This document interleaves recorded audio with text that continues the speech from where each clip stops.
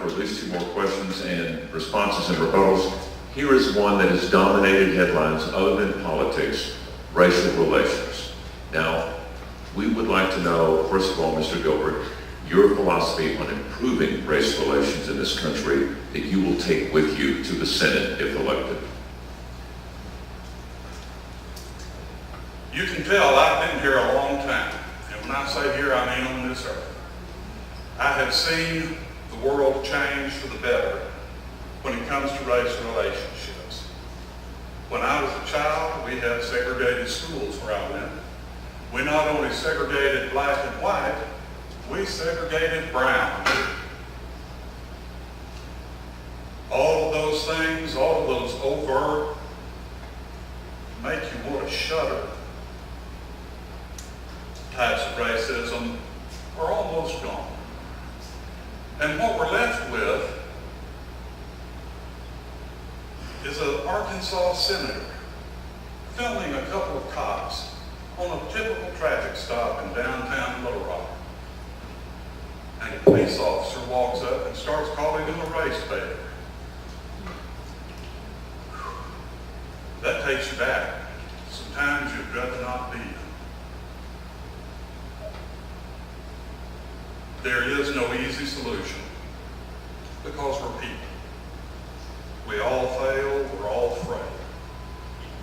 And if we judge every police officer by that one, we've done poorly. And if we all judge one black man by one, we've done poorly. How does a United States Senator approach that problem? I think the same way all of them have to. One person at a time. I have to treat you, and you, and you, and you, and you, and you, and every person I meet with the respect due to a son or a daughter of God. And if we do that individually, and if we do that through legislation, we will have done well. I wish there were a quick solution, but I can see a slow and steady path for getting better. And if I can hurry that path in any way, I will. Mr. Eldridge, your response to the question, your philosophy on improving race relations that you'll take with you to the Senate. Well, again, I think we need to start with diagnosing or recognizing the issue. And some people in office want to just ignore it. Our absent senator is one of those. We have a problem with systemic racial issues in our society that needs to be dealt with. So we have to recognize that. We have to say that. We have to call it what it is, and we have to talk about what those problems are and how we fix those problems. A couple of thoughts I have on that. There's a distinction in this race about hate crimes. I prosecuted the first case in the country under the Shepard-Byrd Hate Crimes Act outside of Harrison, a horrible case that I'd be happy to tell you all about when we've got time to tell that story after this debate. My opponent voted against that law. He had the chance to vote for that law in the House of Representatives, voted against it. He believes there does not need to be a federal hate crimes law in this country. I saw a man go to prison for a long time for trying to kill people under that law, so I support it. Number two, I support equality. I think people ought to be treated equally in our society, regardless of what they look like, what race they are, where they come from, what their life story is, regardless of wealth, regardless of who they are, what they look like, what their background is. They ought to be treated equally, and there are still changes that we need to make to ensure that that happens. There are systemic issues that are economic, that involve criminal justice, that have to be dealt with. Criminal justice reform is something that's been talked about a lot. I know a lot about that as a prosecutor. There's a false choice presented on criminal justice reform. That choice that some present is you either support law enforcement or you're for dealing with systemic issues and supporting criminal justice reform. One or the other. Well, that is a false choice. You can do both. I'm proud to have worked with law enforcement and supported great law enforcement officers across this state, of all races, by the way, who are dedicated to working in their communities. There are some law enforcement officers that have needed to be held accountable for the things that they've done. I've prosecuted 2 law enforcement officers, at least, as U.S. Attorney. So you call out those who don't follow the law or do something they shouldn't do. You support law enforcement generally, and then you have a discussion about the systemic issues that we have. Criminal justice reform has been in the United States Senate. We have 2 senators, obviously, in our state. One of those senators had held a press conference and bragged that nothing was going to get done on that issue this year. That was Senator Cotton. The other senator, the guy we're running against, who's not here, in case y'all haven't noticed,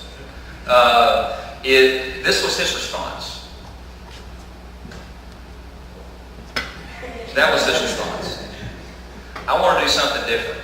I want to deal with this issue in a way that promotes the good law enforcement officers that we have in our communities, but also recognizes the systemic issues that we have and really tackles those in innovative ways like reentry and the A-Chance program that I started helping kids in troubled homes and a whole host of other things we ought to be doing to deal with these issues. Mr. Gilbert, your 1 minute rebuttal. Thank you. Police officers, others who act under color of law, must be held to a higher standard. Bull Connor died. Bull Connor's not here anymore. But Little Rock, Arkansas still has the echoes, the ghost of Bull Connor on the streets. We saw him again yesterday, the day before, when he verbally assaulted an Arkansas state senator. Racism is ugly anywhere you see it, but it is dangerous when it has a badge. And that's what we have to concern ourselves with most, is those who act under color of law, whether they're a police officer, whether they are a mayor, whether they are a U.S. senator. No matter their position, no matter their status, they have to be held to account for their actions.